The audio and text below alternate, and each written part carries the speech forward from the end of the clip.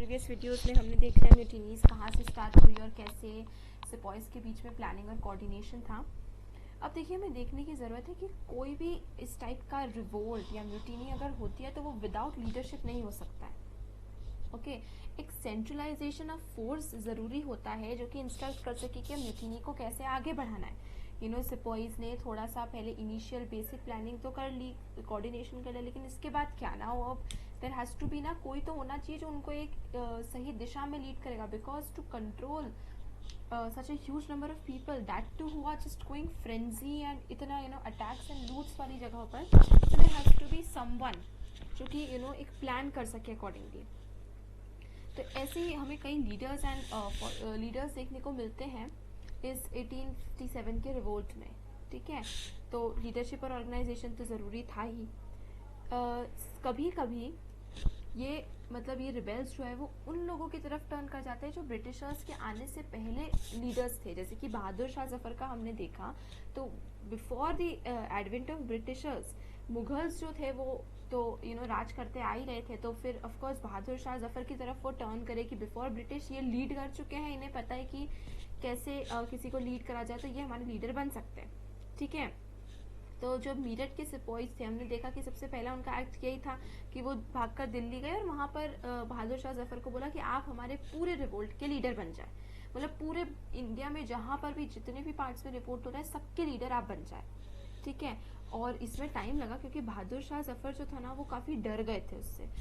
उन्हें ये लग रहा था, उन्हें ये समझ में आ गया था कि अगर इन्होंने बहादुर शाह जफर ने ये लीडरशिप एक्सेप्ट कर ली तो देखो ब्रिटिशर्स जो है वो कहीं ना कहीं रिबेलियन को क्रश कर देंगे।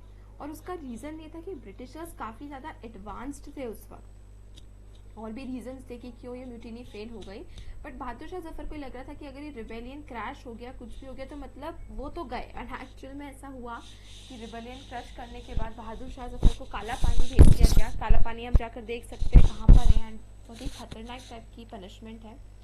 तो ये सिर्फ तभी था कि कुछ सिपॉइज है वो जो रेड फोर्ट में घुसे आए और उनको ज़बरदस्ती करने लगे कि आपको कोई ऑप्शन नहीं है, आपको लीडर बनना ही पड़ेगा, एक्सेप्ट करना ही पड़ेगा। तो बहादुर शाह जफर को ये लगा कि या तो ये सिपॉइज या ब्रिटिशर्स, मुझे किसी ना किसी के हाथों तो मरना ही है। तो फिर फाइनली उन्होंने जाके थोड़ा सा टाइम लगा और उन्होंने ऐसे लीडरशिप एक्सेप्ट करी।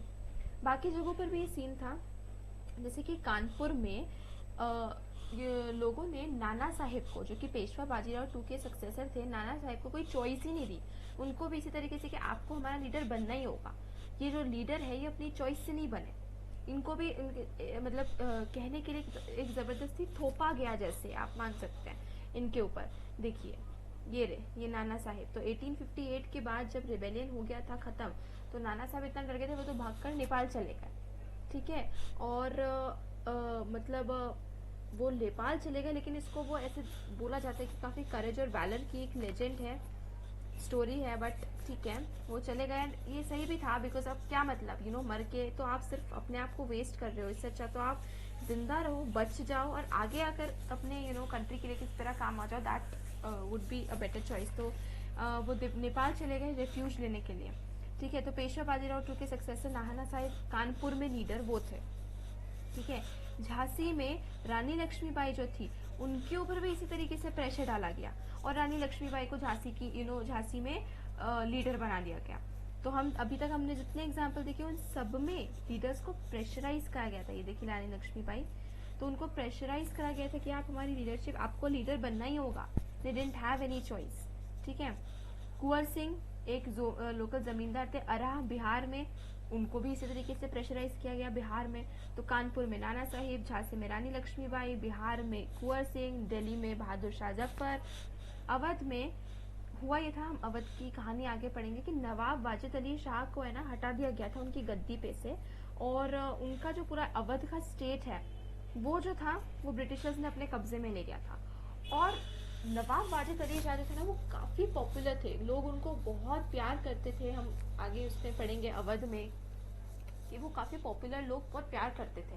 तो जब उन्हें अपनी गद्दी से हटाया गया तो लोग उससे भी काफ़ी नाराज़ थे कि आप ऐसे कैसे, मतलब वो उनके लीडर थे नवाब वाजिद अली शाह, तो उनको हटा दिया।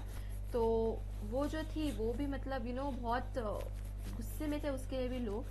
सो जो भी लोग लखनऊ में थे वो उन्होंने क्या करा, ब्रिटिश कदर को अपना नवाब घोषित कर दिया कि ब्रिटिश कदर थोड़े से यंग थे उस वक्त, एकदम मेच्योर नहीं थे, बट उसके लिए ब्रिटिशर्स को कम बैक करने, उनके गेट बैक करने के लिए ब्रिटिश कदर को अपना नवाब घोषित कर दिया। तो हमें यहाँ पर ये अवध में भी हमारा लीडर मिल गया। तो झांसी में रानी लक्ष्मीबाई, कानपुर में नाना साहेब, दिल्ली में बहादुर शाह जफर, बिहार में कुंवर सिंह, और यहाँ पे अवध में ब्रिटिश कदर। ठीक है, और हर जगह देखिए ये बात है कि अभी तक हमने जो देखी है थोड़े कहीं ना कहीं राजा रानी वाले टाइप के, हर जगह ऐसा नहीं था। ये हर जगह नवाब या जमींदार तालुकदार यही लोग लीडर नहीं थे। ठीक है, कई बार जो ऑर्डिनरी मैन और कई बार रिलीजियस मैन जो थे वो भी इस रिवोल्ट के लीडर बने थे कई जगहों पर। ठीक है, हमें ऐसा एग्जाम्पल देखने को मिलेगा आगे। एक मौलवी थे जो कि एक उस टाइप वो एक रिलीजियस पर्सन थे, लेकिन वो भी कई जगहों पर उसके लीडर बने थे। तो मेरठ से ये रिपोर्ट्स आ रही थी कि एक फकीर है जो कि एक हाथी पर बैठ के आया है और सिपॉइज जो है वो उनसे मिलने जा रहे हैं। लखनऊ में जब एनेक्स और लखनऊ में जब अवध उनसे ले लिया गया था, तो ऐसे बहुत सारे और रिलीजियस लीडर्स थे जिन्होंने अपने आप को प्रॉफिट्स जैसे बता दिया, और वो बोलने लगे कि यार हमें तो ये अंग्रेजों की हुकूमत को तबाह करना है, ब्रिटिश रूल को इंडिया से हटाना है। तो इस तरीके से आने लगी कि मेरठ में हाथी पे कोई फकीर बाबा बैठ कर आ रहे हैं, और अवध के टाइम पर भी ऐसे जो रिलीजियस बाबा है, क्योंकि अब नवाब तो जा चुके थे और था ब्रिटिशर्स के कब्जे में, तो फिर उनको लगा कि एक चांस देख लेते, रिलीजियस फकीर बाबा वगैरह ने उन्होंने भी अपना वो करा। कई जगहों पर लोकल लीडर्स भी आकर आए, लोकल जो लोग थे। ठीक है, एक शाहमल थे जिन्होंने विलेजेस परगाना बेरूट, परगाना मतलब एक गांव होता है, विलेजेस ऑफ परगाना, बरूट मतलब बरूट एक परगाना मतलब एक गांव। तो बरूट उत्तर प्रदेश में एक विलेज है, वहां पे शाहमल ने सभी विलेजेस को इकट्ठा किया। गुनु एक ट्राइबल कल्टीवेटर था, मतलब एक ट्राइबल था वो, और उसने सिंघबम, छोटा नागपुर जो है वहां पर सिंघबम एक डिस्ट्रिक्ट है, तो वहाँ पे गुनु जो है वो उनके रिबेल बन गए, और वो किस ट्राइब को बिलोंग करते थे, कोल ट्राइब्स को। तो आपको ये सब नाम याद रखने पड़ेंगे। आप बहुत इजी है, एक काम कर सकते हैं कि लीडर्स की एक क्विक लिस्ट बना सकते हैं। कानपुर के नाना साहेब, झांसी की रानी लक्ष्मीबाई, दिल्ली के बहादुर शाह जफर, बिहार के कुंवर सिंह, सिंघबम में गुनु, और शाहमल मतलब बरूट के शाहमल। तो ऐसे करके इजी हो जाएगा। और हाँ, अवध की ब्रिटिश कदर, एंड इसके साथ आप थोड़ा एक्स्ट्रा इन्फॉर्मेशन जो दी हुई है वो भी आगे टेबल में कॉलम बनाकर ऐड कर सकते हैं, कि जैसे वो कोल ट्राइबल थे या छोटा नागपुर और ये सब चीज़ें, तो वो टैबुलर फॉर्म में होने से आपको जल्दी रन होगा। वैसे तो देखिए ये ब्लू वाला बॉक्स आप खुद पढ़ सकते हैं, समझ सकते हैं, बट अगर आपको ये कुछ प्रॉब्लम आ रही है या आप चाहते हैं कि मैं एक बार समझाऊँ, तो प्लीज़ मुझे कमेंट करके बता सकते हैं। मैं ये ब्लू बॉक्सेस, पिंक बॉक्सेस, जो एक्स्ट्रा बॉक्सेस जो मैं अभी कवर नहीं कर रही हूँ, इसका मैं एक अलग से वीडियो बनाकर आपके लिए कवर कर लूँगी। जैसे यहाँ पर मैंने एग्जांपल दिया था कि ये मौलवी अहमदुल्ला शाह, तो ये भी एक रिलीजियस लीडर टाइप थे, वो डंका शाह जिन्हें कहा जाता था, और इनके पीछे लोग ऐसे बिल्कुल जहाँ जाते थे इनके पीछे लोग डंका बजाते हुए चलते थे, इनको फॉलो करते थे, और इन्होंने ब्रिटिशर्स को एक बार हराया भी था। एक उसमें बैटल में इन्होंने ब्रिटिशर्स को हराया भी था। तो इस टाइप के रिलीजियस लीडर्स जो थे वो भी कई बार रिवोल्ट के लीडर्स निकल कर आ जाते थे। अब रूमर्स एंड प्रोफेसीज क्या है, मतलब देखिए फिर 1857 का जो रिवोल्ट हुआ उसके रीजंस थे। देखिए हम हिस्ट्री में पढ़ चुके हैं, ये थोड़ा सा कॉमन सेंस भी, नॉलेज, जनरल नॉलेज भी है, कि एक तो ये कार्ट्रिजेस की वजह से हुआ। वो कार्ट्रिजेस का हमने रीज़न देखा कि यार काउ और पिग फैट है, तो कार्ट्रिजेस जो है वो अलाउड नहीं है, एंड वो फेथ के रिलीजन के हिसाब से। एक रीज़न ये भी था कि ये ब्रिटिशर्स जो थे ना, ये धीरे धीरे वेस्टर्नाइजेशन इंडिया में जो है वो इंट्रोड्यूस कर रहे थे। विमेन एजुकेशन, या फिर विडो रीमैरिज हो गया कि हस्बैंड की डेथ होने के बाद भी वो वापस शादी कर सकती है। विमेन की एजुकेशन की लड़कियां जाके स्कूल में पढ़े, औरतों को पढ़ाई लिखाई का मौका मिले। चर्चेज इस्टेब्लिश कर रहे थे इंडिया में। सती प्रथा जो है कि हस्बैंड की डेथ के बाद भाई औरत को भी मरना पड़ेगा, उस चीज़ को हटाने की और अबॉलिश करने की कोशिश कर रहे थे। तो इस वजह से क्या हुआ कि अब जो रिच एजुकेटेड जो क्लास थी इंडिया की, उन्हें ये चीज़ समझ आने लगी कि यार ये सती प्रथा और ये सब गलत है। तो इसी वजह से 1857 के रिवोल्ट में उन्होंने ब्रिटिशर्स के खिलाफ नहीं लड़ा, मतलब उन्होंने कॉमन जो रिवोल्ट है उसमें उन्होंने साथ नहीं दिया इंडियंस का। लेकिन जब हम कॉमन मैन की बात करते हैं ना, तो देखिए होता ये है कि कॉमन मैन जो है उसके लिए उसका रिलीजन सब कुछ होता है। हम ये बहुत ही सिंपल सी बात है हमारे लिए भी, जो घर में हमारे पेरेंट्स बोल देते हैं, हमारे रिलीजन हमारे लिए बहुत इंपॉर्टेंट होता है। तो जब उनको ये दिखने लगा कि यार कैसे ये तो ये इतने एडवांसेस कर रहे हैं, चर्च इस्टेब्लिश कर रहे हैं, मतलब उन्हें लगा कि ये तो हमारे धर्म के ऊपर एक खतरा है, एंड ये इस तरीके से गलत चीज़ें, गलत भावनाएं हमारे उसमें फैला रहे हैं, रिलीजन के खिलाफ जा रहे हैं। तो ये कारण था कि ये भी एक बड़ा कारण था जिससे ऑर्डिनरी लोगों ने भी इस रिवोल्ट में हिस्सा लिया। तो उसी तरीके से हम ये रूमर्स और प्रोफेसीज पढ़ेंगे। रूमर्स मतलब क्या होते हैं, अफवाह होती है, ओके, अफवाह जो कि कंफर्म नहीं होती है, सच है झूठ है, we don't know that. And prophecies मतलब भविष्यवाणी की, ऐसे बोलते हैं कि आगे जाके 50 साल बाद ये होने वाला है, जो इस टाइप की भविष्यवाणी करते हैं उसे प्रोफेसीज कहते हैं। तो रूमर्स एंड प्रोफेसीज का एक बहुत इंपॉर्टेंट रोल था इस 1857 के रिपोर्ट। क्या हम देखते हैं, जैसे ही जैसे हमने देखा कि कैसे सिपॉइज मीरठ से दिल्ली आए, बहादुर शाह जफर को बताया कि वो बुलेट्स के ऊपर कार्ट्रिजेस जो है वो काउ फैट की, पिग फैट की बनी हुई है, तो उससे उनका धर्म भ्रष्ट हो जाएगा। ठीक है, दीज वर्ड इस तरीके से बोलते थे कि उनका धर्म भ्रष्ट हो जाएगा। तो वो कौन सी कार्ट्रिजेस की बात कर रहे थे, कार्ट्रिजेस ऑफ एनफील्ड राइफल्स, जो कि उनको नई नई मिली थी। ठीक है, और ब्रिटिशर्स ने उन्हें एक्सप्लेन करने की कोशिश की थी कि ऐसा नहीं था, कि जो नई कार्ट्रिजेस जो थी उसको फैट ऑफ काउ और पिग से नहीं ग्रीस करा जाता था, ये एक र्यूमर था। हमें ये पता नहीं है कि कितना सच है कितना झूठ है। हो सकता है कि ब्रिटिशर्स ऐसा कह रहे थे ताकि वो रिवोल्ट ना करे, सिपॉइज जो है। हो सकता है कि ब्रिटिशर्स सच में सही थे, उसको काउ या पिग के फैट से ग्रीस नहीं किया जाता था, वी डोंट नो, बट ये एक रूमर था। ओके, और इसका रूमर जो है इस वजह से, मतलब ये रूमर की वजह से काफ़ी, ये रिवोल्ट का बड़ा रीज़न ही ये रूमर है। मेन रीज़न ये है कि सिपॉइज जो है वो इतना वो, क्योंकि सिपॉइज ने ये स्टार्ट की थी। और ये रूमर कहाँ से ओरिजिन हुआ, कैसे, मतलब कहाँ, किसने तो बोला होगा ना। तो कैप्टन राइट जो थे वो राइफल इंस्ट्रक्शन डेपो के एक कमांडेंट थे, और उन्होंने 3rd week of January 1857 में a low caste Khalsi who worked in the magazine in Dum Dum had asked a Brahmin sepoy for a drink of water from his lota. Okay, the sepoy refused, saying that a lower caste touch would defile the lota. तो ये उन्होंने ये captain right जो थे उन्होंने उनकी magazine, उनकी एक मैगजीन थी, मतलब लो कास्ट खालसी, एक मैगजीन थी डमडम, उसमें एक लो कास्ट खालसी वर्क करता था, लोअर कास्ट को बिलोंग करता था, जो दलित, अनटचेबल्स, जो वो लोग थे, उनके उसमें काम करता था। और उसने एक दिन एक ब्राह्मण सिपॉय से बोला, ठीक है, वो सिपॉय ब्राह्मण था, उससे बोला कि आप प्लीज़ मुझे इस लोटे से पानी दे दीजिए, मुझे पानी पीना है। तो सिपॉय ने क्या करा, उसको मना कर दिया कि नहीं, तुम्हारे छूने से तो ये लोटा जो है वो पापी हो जाएगा, ये भ्रष्ट हो जाएगा, एंड ऑल दीज थिंग्स। तो खालसी ने ये चीज़ ये खालसी ने ये चीज़ ना उसको इस तरीके से बोला, और इस तरीके से उसको मतलब जैसे शाप देते हैं उस तरीके से बोला कि तुम है ना, तुम्हें इतना घमंड है, तुम बहुत जल्दी अपनी ये जो जाति है उसको तुम्हें छोड़ना पड़ेगा, और भाई छोड़ना ही पड़ेगा, क्योंकि तुम अगर ऐसे क्योंकि जो तुम नए कार्ट्रिजेस करोगे ना वो तो ऐसे काऊ और फैट के पिग से ग्रीस्ड है। इस तरीके से उसने, खालसी ने बोल दिया कि तुम मुझे तो मना कर रहे हो कि धर्म है, लोटा है, वो हो जाएगा, खराब हो जाएगा और भ्रष्ट हो जाएगा और पापी हो जाएगा, अब तुम्हें भी छोड़ना पड़ेगा अपना धर्म, तुम्हें भी पाप करना पड़ेगा, तुम्हारा धर्म भी भ्रष्ट होगा, क्योंकि अब जो कार्ट्रिजेस तुम मुंह से तोड़ोगे, मुंह से फाड़ोगे, वो तो काऊ और पिग के फैट से ग्रीस्ड है। तो यहाँ से ये जो है ये रूमर स्टार्ट हो गया, और उस सिपॉय जो ब्राह्मण था उसने ये जब बात सुनी तो he was of course furious, और ये बात फिर स्प्रेड हो गई, मतलब बिल्कुल फायर की तरह। ठीक है, और ये चीज़ पता नहीं है कि ये रूमर कितना सच है कितना झूठ है, ठीक है, लेकिन एक बार ये सर्कुलेट हो गई तो फिर उन सिपॉइज को रोकना बहुत मुश्किल था, समझाना मुश्किल था कि वो सही है कि गलत है। कि ये सिर्फ यही रूमर नहीं था, और एक और रूमर था कि एक रूमर ये था कि ब्रिटिश गवर्नमेंट ने ना एक बहुत बड़ा षड्यंत्र रचा है ताकि वो हिंदूज और मुस्लिम्स का कास्ट जो है उसको बर्बाद कर सके और रिलीजन को ख़त्म कर सके।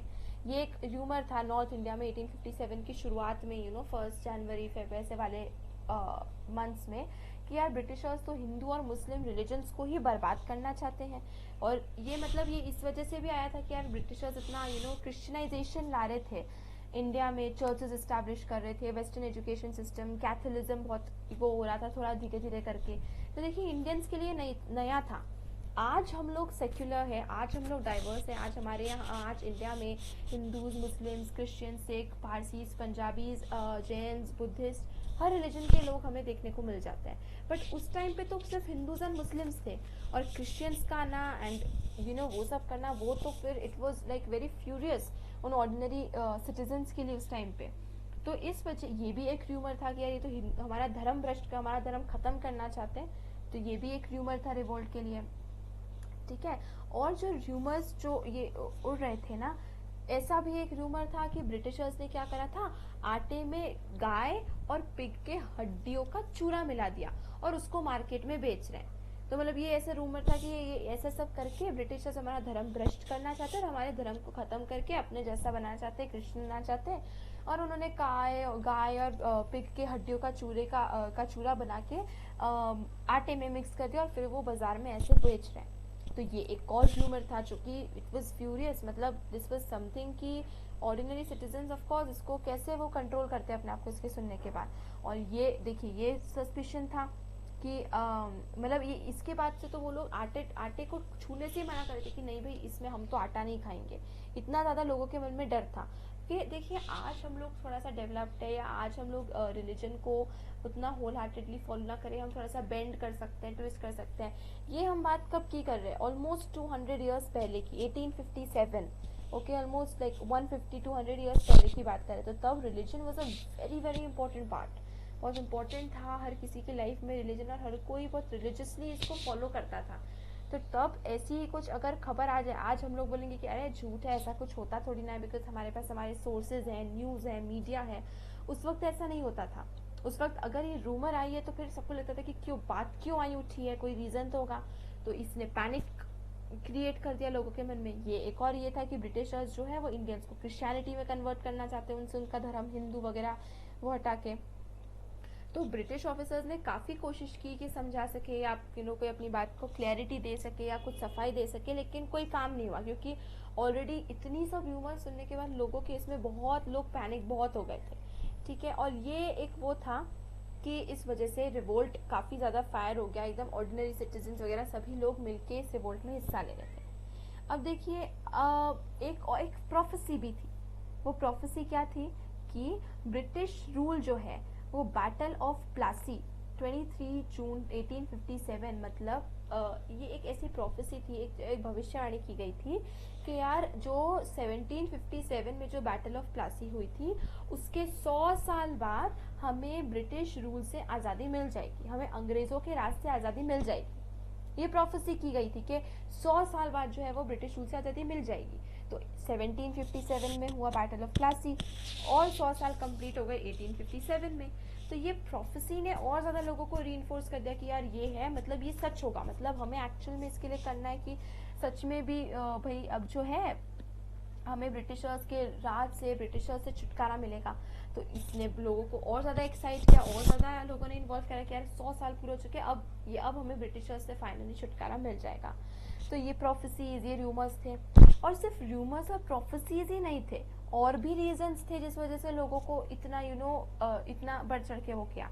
देखिए क्या थी कि नॉर्थ इंडिया से ऐसी रिपोर्ट्स आ रही थी कि चपातीज जो है वो गांव गांव बट रही थी, गांव गांव रोटियां बांटी जा रही थी, और एक आदमी जो है वो रात को आएगा, वो एक चौकीदार को चपाती देगा, जो गांव के चौकीदार होते हैं, जो गांव के गेट में वगैरह रात को जग के चौकीदारी करते हैं, और उससे बोलेगा कि तुम 5 और रोटियां बनाओ और उसको अगले गांव में बांट दो। और इसका मतलब ये था, मतलब ये क्या, एंड फिर वो 5 और बना के फिर वो दूसरे गांव में जाता, वहां पे अलग चौकीदारों को देता, फिर वो और 5 बनाते और बांट देते। तो इसका मतलब ये था कि इसका मतलब आज भी क्लियर नहीं है कि क्या मतलब ये क्या रोटी बनाना बांटना क्या है क्या नहीं है, पर इसका मतलब ऐसे लोग देख रहे थे। अभी आज भी हमें क्लियर नहीं है कि ये रोटी वाली जो कहानी है कि तो वो चौकीदार देगा और वो 5 और बनाएगा और बांटेगा, क्लियर नहीं है। पर ऐसा बोल जाते थे कि ये एक्चुअली एक जैसे कि एक शगुन है या फिर एक साइन है अपराइजिंग के लिए, अपहीवल के लिए, इस रिवोल्ट के लिए एक साइन है कि चपाती डिस्ट्रीब्यूट करने से मतलब है कि अब हम मतलब जस्टिस जो है वो लोगों तक फैलाएंगे, कैसे कि एक जगह से स्टार्ट होगा और बाकी लोगों तक भी हम इसको फैलाएंगे, कि और सब अपना योगदान देंगे और उसको और योगदान दे के उसको बाकी लोगों तक फैलाएंगे। तो ये कुछ र्यूमर्स थी, प्रोफेसीज थे, कुछ ऐसे ये रिपोर्ट्स, ये ऐसी कुछ स्टोरीज, फोक टेल्स थी, जिसकी वजह से रिवोल्ट ऑफ 1857 में लोगों ने मतलब पार्ट लिया। और ये इम्पोर्टेंट रीज़न था। हमें आज हो सकता है कि ऐसा लग रहा है कि ये तो कुछ तो भी रीज़न है या ऐसा थोड़ी ना होता है, बट उस टाइम ये दिस वाज ट्रू, ऐसे ये बातें हो रही थी। एंड इस बातों की इनकी वजह से लोगों को काफ़ी अफेक्ट हुआ और रिवोल्ट हुआ। ये एक इम्पॉर्टेंट रीज़न है। आगे अब हम पढ़ेंगे कि क्यों ऐसा हुआ था कि लोगों ने इन र्यूमर्स पे बिलीव किया था।